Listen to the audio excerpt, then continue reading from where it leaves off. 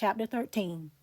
And I stood upon the sand of the sea, and saw a beast rise up out of the sea, having 7 heads and 10 horns, and upon his horns 10 crowns, and upon his heads the name of blasphemy. So let's identify these 10 horns. Let's go to Wars Book 2, Chapter 20, Section 3. But as to those who had pursued after Cestius, when they were returned back to Jerusalem, they overbore some of those that favored the Romans by violence, and some they persuaded by entreaties to join with them, and got together in great numbers in the temple, and appointed a great many generals for the war. Joseph also, the son of Gorion, and Ananus the high priest, were chosen as governors of all affairs within the city, and with a particular charge to repair the walls of the city. Section 4. They also chose other generals from Idumea, Jesus the son of Cepheus, one of the high priests, and Eleazar the son of Ananias, the high priest. They also enjoined Niger, the then governor of Idumea, who was of a family that belonged to Perea, beyond Jordan, and was thence called the Paraite, that he should be obedient to those forenamed commanders. Nor did they neglect the care of other parts of the country. But Joseph, the son of Simon, was sent as general to Jericho, as was Manasseh to Perea, and John the Essene to the toparchy of Tamna. Little was also added to his portion, and Joppa and Emmaus. But John, the son of Matthias, was made governor of the toparchies of Gophnitica and Acrabatine, as was Josephus, the son of Matthias, of both the Galilees. Gamala also, which was the strongest city in those parts, was put under his command. So if we count all of these generals, we have Joseph, son of Gorion, Ananus the high priest, Jesus, son of Cepheus, Eleazar, son of Ananias, Niger the Perean, Joseph, son of Simon, Manasseh, John the Essene, John, son of Matthias, and Josephus, son of Matthias. That's 10 generals. And these 10 generals are the 10 horns of this beast that rises from the sea. Now, at the point that we are looking at this beast, those 10 horns are crowned, meaning that these 10 horns are in power. Considering that this beast rises from the sea, this means that there is Gentile involvement. In Wars Book 2, Chapter 19, Section 2, when Cestius Gallus headed towards Jerusalem, the Jews attacked the Romans, killing 515 of them while only losing 22. And Josephus names among the most valiant kinsmen of Monobazus, king of Adiabin, and their names were Monobazus and Kenadius, and next to them were Niger of Perea and Silas of Babylon, who had deserted from King Agrippa to the Jews, for he had formerly served in his army. So all of these people are Gentiles. Yeshua also said in chapters 2 and 3 that there were those who were claiming to be Jews but were not. So it could be that some of the leaders of Israel were actually Gentiles, perhaps with Israelite mothers. Verse 2. And the beast which I saw was like unto a leopard, and his feet were as the feet of a bear, and his mouth as the mouth of a lion. And the dragon gave him his power, and his seat, and great authority. So if we go to Daniel chapter 7, these 4 animals, the lion in verse 4, the bear in verse 5, and the leopard in verse 6 are the first 3 beasts that rise from the sea. The 4th we see in verse 7. It says, After this I saw in the night visions, and behold, a 4th beast, dreadful and terrible, and strong exceedingly, and it had great iron teeth. It devoured and brake in pieces, and stamped the residue with the feet of it, and it was diverse from all the beasts that were before it, and it had 10 horns. So this 4th beast is the beast that we are seeing here in Revelation. But this beast also has characteristics of each of the 3 beasts that rose before it. If we skip down to the interpretation in Daniel chapter 7, verse 19, it says, Then I would know the truth of the 4th beast, which was diverse from all the others, exceeding dreadful, whose teeth were of iron, and his nails of brass, which devoured, brake in pieces, and stamped the residue with his feet. Now we see iron teeth and brass nails, tying this beast back to Daniel's statue in chapter 2. Verse 31 says, Thou, O king, sawest, and behold, a great image. This great image, whose brightness was excellent, stood before thee, and the form thereof was terrible. This image's head was of fine gold, his breast and his arms of silver, his belly and his thighs of brass, his legs of iron, his feet part of iron and part of clay. So now let's look at the interpretation of this statue. Verse 36. This is the dream, and we will tell the interpretation thereof before the king. Thou, O king, a king of kings, for the God of heaven have given thee a kingdom, power and strength and glory. And wheresoever the children of men dwell, the beasts of the field and the fowls of the heaven hath he given into thine hand. And he hath made thee ruler over them all. Thou art this head of gold. And after thee shall arise another kingdom inferior to thee, and another third kingdom of brass, which shall bear rule over all the earth. And the fourth kingdom shall be strong as iron.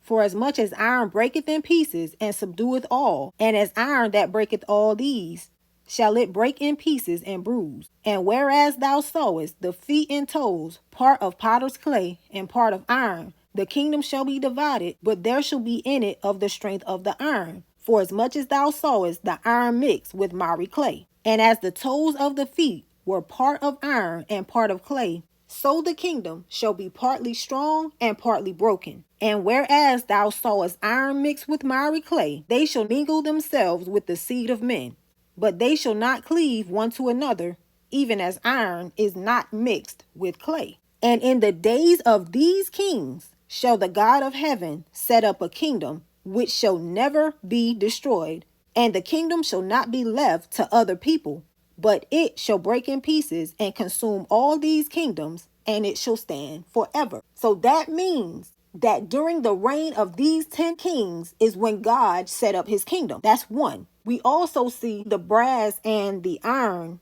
are referring to 2 of the kingdoms. So let's go to Daniel chapter 11, verse 1. Also in the first year of Darius the Mede, I stood to confirm and to strengthen him. And now will I shew thee the truth. Behold, there shall stand up yet 3 kings in Persia, and the 4th shall be far richer than they all. And by his strength, through his riches, he shall stir up all against the realm of Grecia. So this is revealed to Daniel after the Medes had already overthrown the Babylonians. So the Medes and the Persians were the silver of the statue. Greece is going to be the brass. So looking back at this beast now, the lion is Babylon, the bear is the Medes and Persians, and the leopard is Greece. This means that this 4th beast speaks like a Babylonian, which could be a reference to the Aramaic language, but it is also speaking of the pride of the king of Babylon, as we will soon see. It has the feet of a bear, meaning made up of 2 primary ethnic groups, and the overall appearance of a leopard. This represents the Hellenistic culture which Israel had taken on. As mentioned in Acts 6, where it says, and in those days when the number of the disciples was multiplied, there arose a murmuring of the Grecians against the Hebrews. These were not actual Grecians that were being referred to. If we go to this word Grecians, this is talking about Greek-speaking Hellenistic Jews. We also see the evidence of this in names like Stephen, Nicodemus, and Theophilus. Next in verse 3, we see one of the beast's heads wounded to death, and this deadly wound was healed. And this causes all the world to wonder after the beast. And they worship the dragon, which gave power unto the beast. And they worship the beast, saying, who is like unto the beast, and who is able to make war with him? The next metal in Nebuchadnezzar's statue is iron. And this iron does not represent Rome. Rome are the locusts identified in chapter 9. This 4th beast is the iron.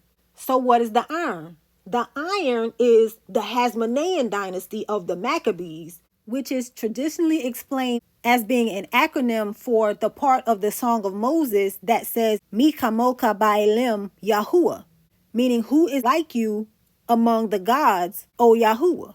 This explains the war cry of who is like the beast. It is also thought to mean hammer. Hammers are made of steel, which is an alloy of iron. This explains the iron and the beast stamping the residue with its feet. They are the ones who succeeded Greece after Alexander's kingdom was split into the 4 heads of the Ptolemaic, Antigonid, Antipatrid, and Seleucid dynasties. They successfully revolted against the Seleucid Empire when they challenged Antiochus Epiphanes in 167 BC. And the Hasmonean dynasty lasted for over 100 years, beginning in 140 BC, and they were a completely independent kingdom beginning in 110 BC, even conquering Edom and forcing the Edomites to convert to Judaism. This is also where the Pharisees and Sadducees sprang up. But that's not the whole story, because the iron is the legs, and this statue has two legs. So who is the second kingdom? Well, when a civil war over the crown broke out in 63 BC, Rome intervened, eventually fully overthrowing the dynasty in 37 BC and giving it to Herod, an Edomite, meaning that the Herodian dynasty is the other iron leg of this statue. So now we see that this beast gets its authority from the dragon. And this government is made up of the leaders of the Pharisees, Sadducees, and also one Essene.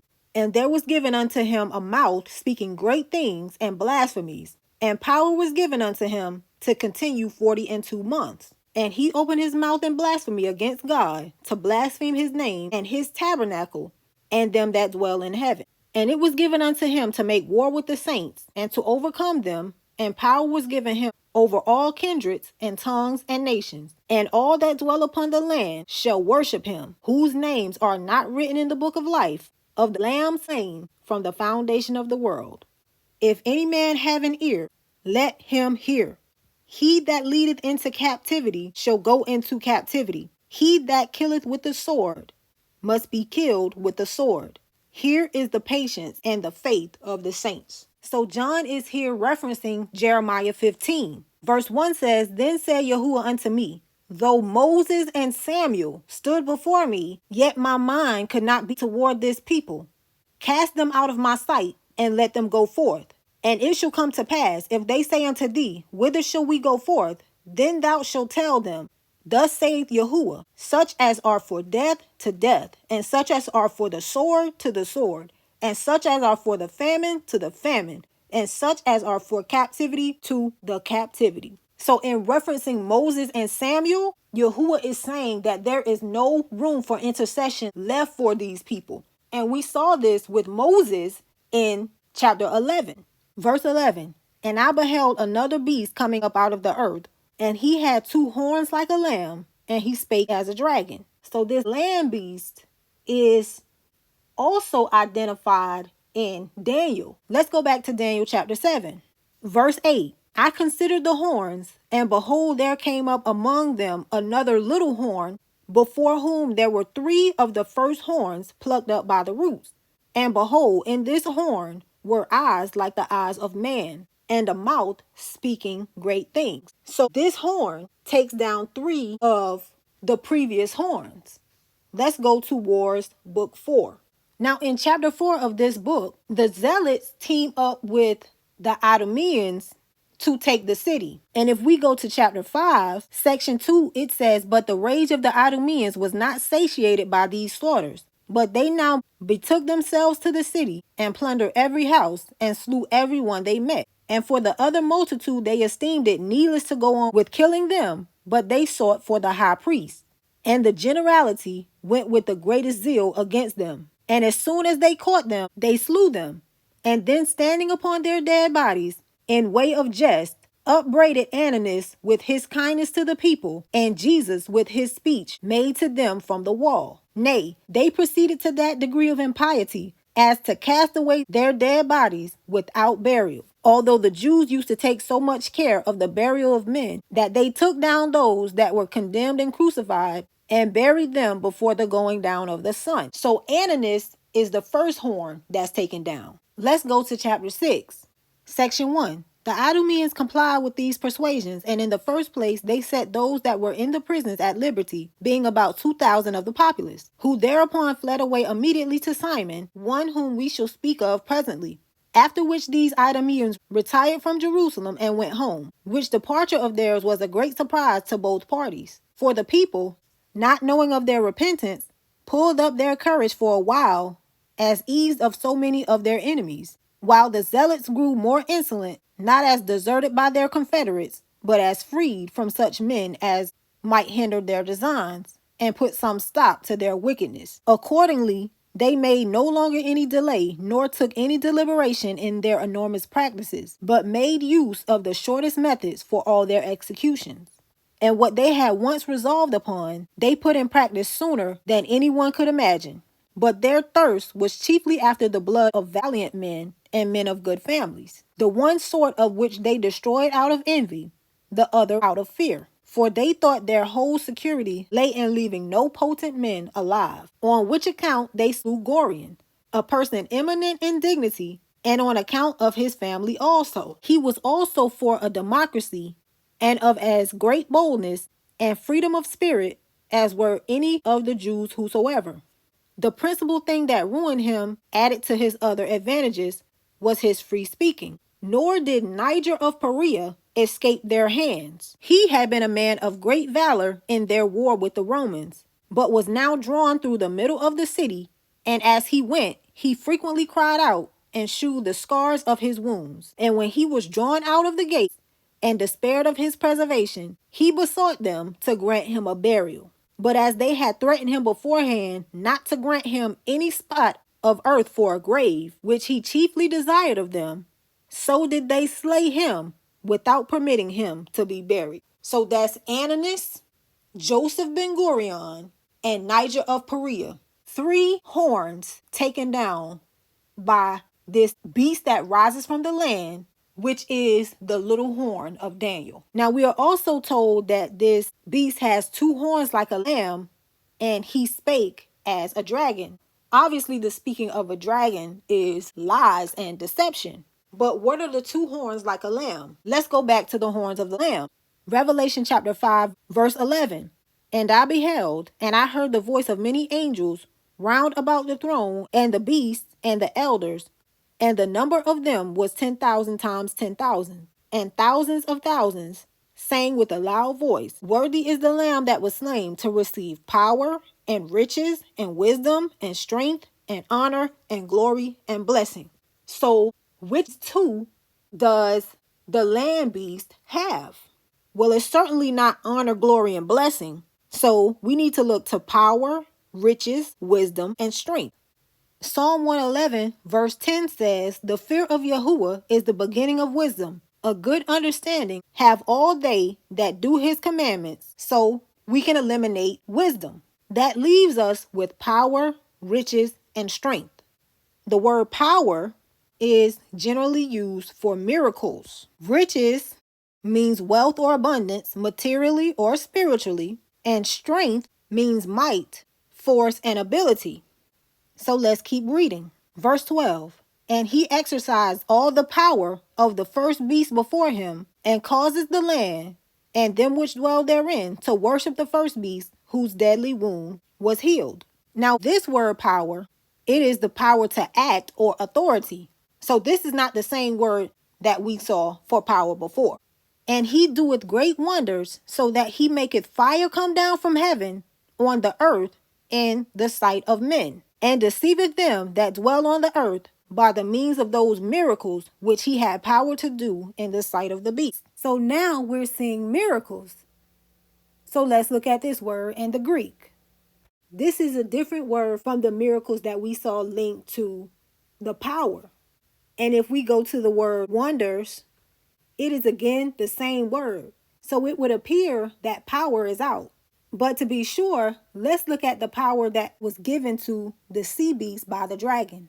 Verse 2 says, And the dragon gave him his power, and it's the same word power that we're looking for, and his seat and great authority. So this word authority is what the land beast exercises in the presence of the sea beast. So this confirms that the 2 horns that the land beast has are strength and riches. And if you recall in Daniel chapter 11 verse 2, it says that the 4th king that stands up in Persia shall be far richer than they all. And by his strength through his riches, he shall stir up all against the realm of Grecia. So there is another parallel here between the 4th king of Persia stirring up all the realm against Grecia by his strength through his riches, and this 4th beast stirring up all against Rome by his strength through his riches. So let's go to Wars Book 2 to see how this came to be. In section 7, chapter 19, after Cestius retreats, the Jews pursue him. And when they attack, the Romans don't respond well. The reason given is because their armor was heavy, so they started abandoning their baggage.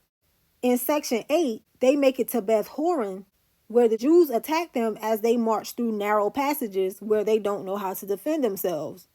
And the Jews nearly take the whole army before nightfall. Finally, in section 9, Cestius flees that night, leaving 400 soldiers and telling them to erect their ensigns as a decoy so the Jews believe the whole army is there. And in the morning, the Jews see the camp empty, overtake the 400, kill them, and pursue after Cestius. But the Romans flee, leaving behind their siege engines and instruments of war, which the Jews take. They also spoil the dead bodies of the soldiers and whatever else the Romans had left behind. And apparently, Eleazar ben Shimon was among them because chapter 20, section 3 tells us he ends up with the spoil. And speaking of the 10 horns, it says, "For they did not ordain Eleazar, the son of Simon, to that office, although he had gotten into his possession the prey they had taken from the Romans and the money they had taken from Cestius, together with a great part of the public treasures, because they saw he was of a tyrannical temper, and that his followers were in their behavior like guards about him. However, the want they were in of Eleazar's money and the subtle tricks used by him brought also about that the people were circumvented and submitted themselves to his authority in all public affairs." Now, this same Eleazar ben Shimon that they rejected is the one who John of Giscala, another zealot leader, lies to and says that Ananias had called for the Romans. And this lie is what causes Eleazar ben Shimon to call in the Edomites who take down the 3 horns. John of Giscala and Eleazar ben Shimon can also be seen as 2 horns of the lamb paralleling the 2 witnesses. So now we see how the lamb beast got its strength and its riches.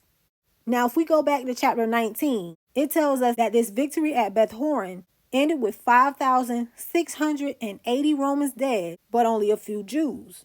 This would have made it seem that God had rained down fire from heaven and destroyed their enemies, as we see in verse 13 of chapter 13. It also would have looked like the battle at Beth Horon led by Judah Maccabee, which would give the appearance that the Maccabees were back in town and ready to overthrow Rome. This is the deadly wound that was healed. But this wound was not actually healed by God.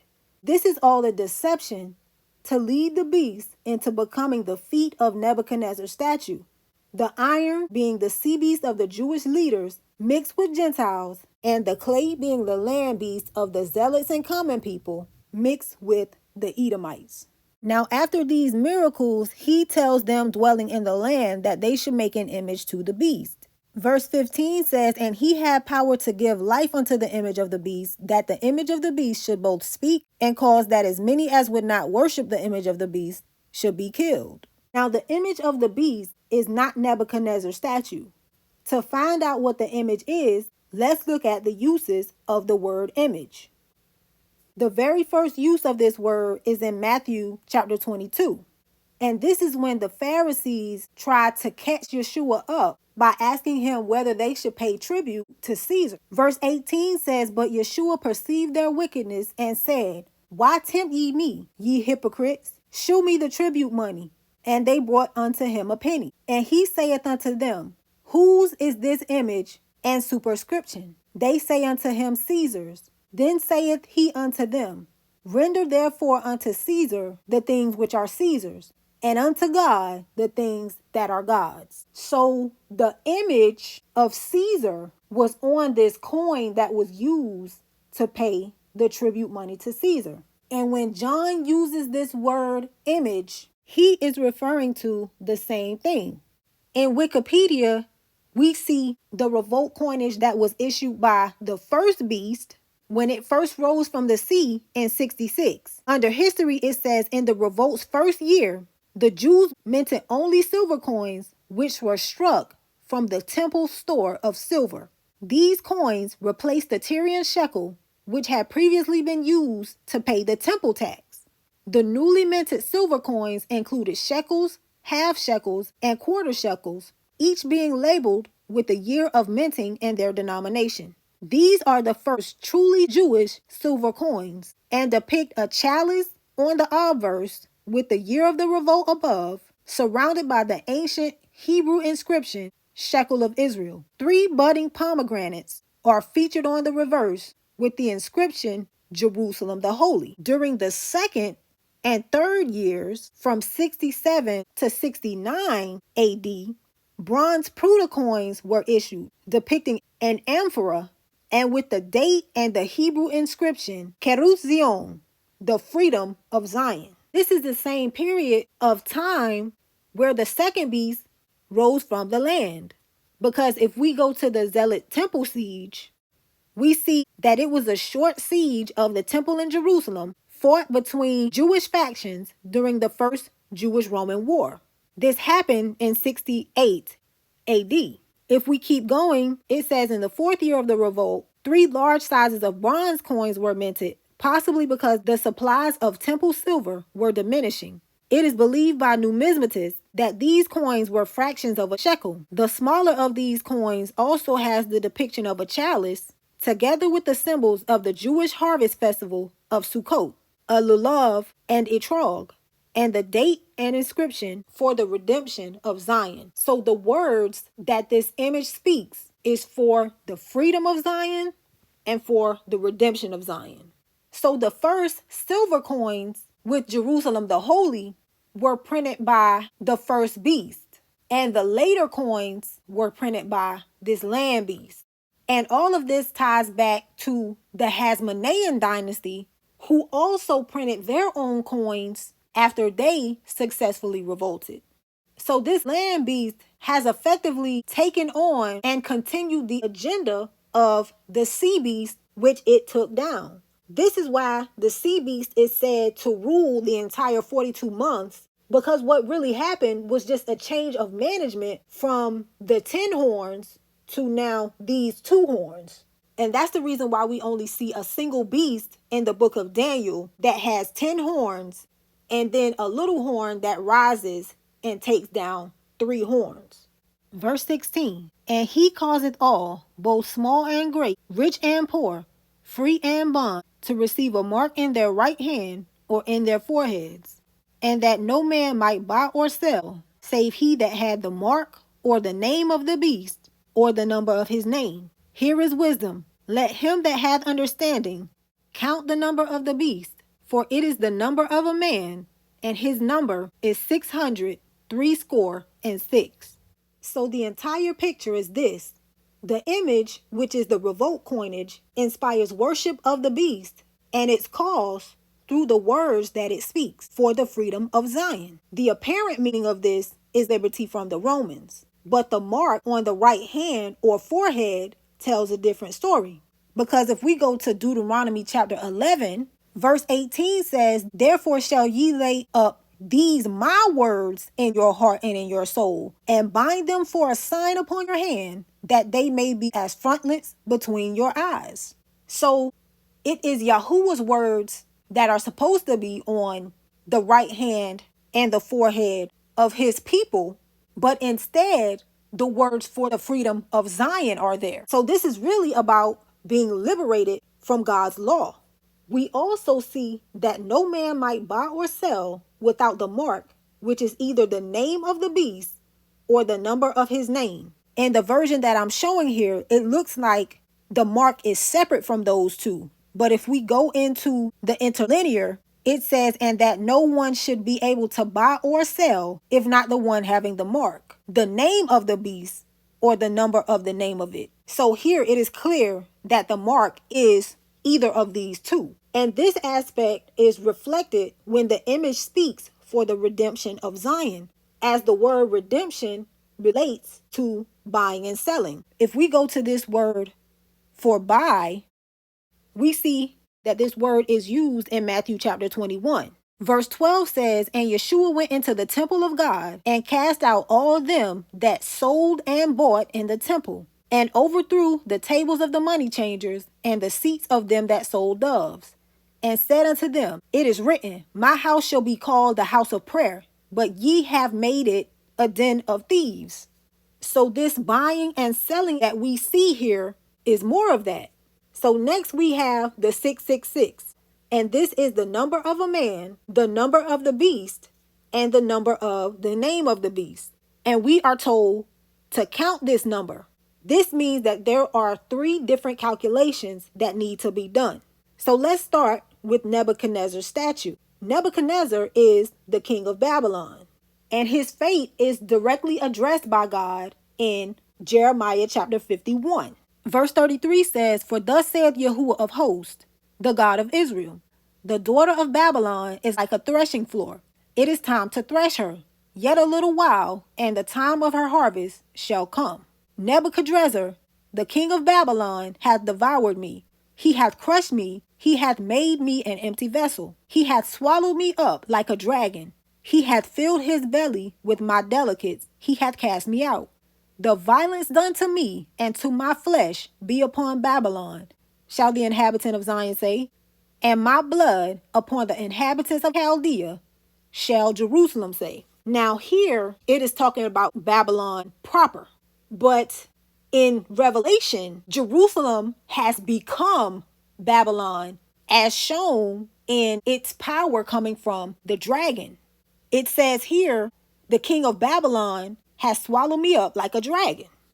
Let's go to Isaiah 14, verse 3. And it shall come to pass in the day that Yahuwah shall give thee rest from thy sorrow, and from thy fear, and from the hard bondage wherein thou was made to serve, that thou shalt take up this proverb against the king of Babylon, and say, how hath the oppressor ceased? The golden city ceased. Yahuwah hath broken the staff of the wicked, and the scepter of the rulers. Skip to verse 10. All they shall speak and say unto thee, art thou also become weak as we? Art thou become like unto us? Thy pomp is brought down to the grave, and the noise of thy vials. The worm is spread under thee, and the worms cover thee. How art thou fallen from heaven, O Lucifer, son of the morning? How art thou cut down to the ground, which didst weaken the nations? For thou hast said in thine heart, I will ascend into heaven. I will exalt my throne above the stars of God. I will sit also upon the mount of the congregation in the sides of the north. I will ascend above the heights of the clouds. I will be like the Most High. Yet thou shalt be brought down to hell, to the sides of the pit. Now, because of this word Lucifer here, most people believe that this is not actually talking about a human king, but it is. This is about the king of Babylon, because he wants to unlawfully lord it over God's inheritance. So I'll be addressing this Lucifer portion in a separate study. But for now, we see that this is about pride and self-exaltation and being exalted above the stars of God. Those stars are a representation of the children of Israel, particularly the ones who walk in light. The other stars are being cast down, as we saw in the previous chapter. So this is actually talking about this beast and those who are supporting it here. Now, we already saw in Daniel 2 that Nebuchadnezzar was the head of gold and the statue, and Israel are the feet of this statue. This means that Nebuchadnezzar has effectively become the king of Israel. Now, Nebuchadnezzar first sieged Jerusalem in 597 BC. And if we calculate the years till its final destruction in 70 AD, where he has again become king, the entire time period of the statute is 666 years. This is the number of a man. So, who is Nebuchadnezzar's God?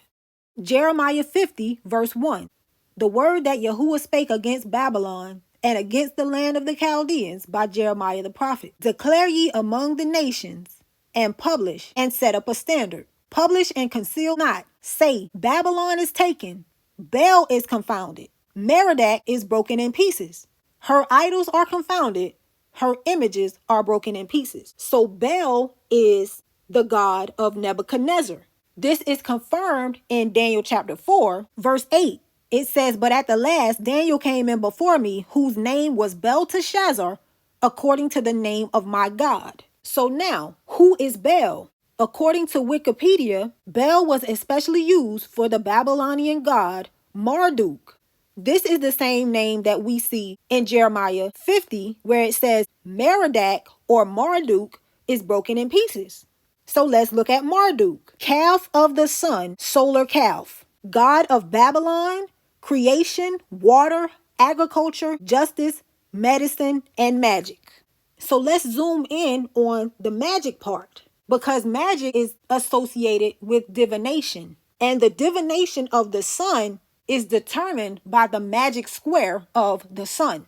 If we go over to learn religions, it says the numbers associated with the sun are 6, 36, 111, and 666. Each row and column of the magic square contains 4 numbers, but that should say 6. The square contains 36 numbers total, ranging from 1 to 36. Each row, column, and diagonal adds up to 111. All of the numbers in the square add up to 666. And here on goodcalculators.com, we can verify that the sum of the numbers from 1 to 36 is indeed 666.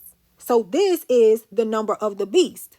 The divine names associated with the sun all have numerological values of 6 or 36. The name of the intelligence of the sun has a value of 111, and the spirit of the sun has a value of 666. These values are calculated by writing out the names in Hebrew and then adding up the value of each included letter, as each Hebrew letter can represent both a sound and a numerical value. So, what is the name? The name of the sun spirit responsible for the planet's baleful influences is Sarath. So let's do the calculation for Sarath. The letters are Samek, which is 60, Vav, which is 6, Resh, which is 200, and Tav, which is 400. So 60 plus 6 is 66, and 200 plus 400 is 600. So 666. This is the number of the name. Therefore, the mark of the beast is allegiance to Baal, exemplified through sun worship and divination. And no surprise here for Israel, as they were caught in this same sin of worshiping a golden calf that they claimed to be Yahuwah, which is blasphemy, just 40 days after the covenant at Sinai. So nothing new under the sun. This whole scene directly correlates to the Abomination of Desolation, as I showed in Matthew 24. And the image inspires worship to the beast, because in using this coinage to buy sacrifices and offer them in the temple, they were offering sacrifices to Baal. Now, interestingly enough, in Wars Book 4, Chapter 1, Section 1, which details the siege and taking of Gamala by the Romans, Josephus mentions a temple of the golden calf in passing as if it was no big deal. So I can't help but wonder, what was this temple doing here at this time? And if there was a physical golden calf set up in Jerusalem. I'm going to leave this here for now. I will be revisiting this in the fall, where we will follow the wisdom of Yahuwah through the trail of footprints set out by Daniel that leads to the full revelation of Bel and the dragon. And if you want to make sure you're around for that, subscribe to the channel.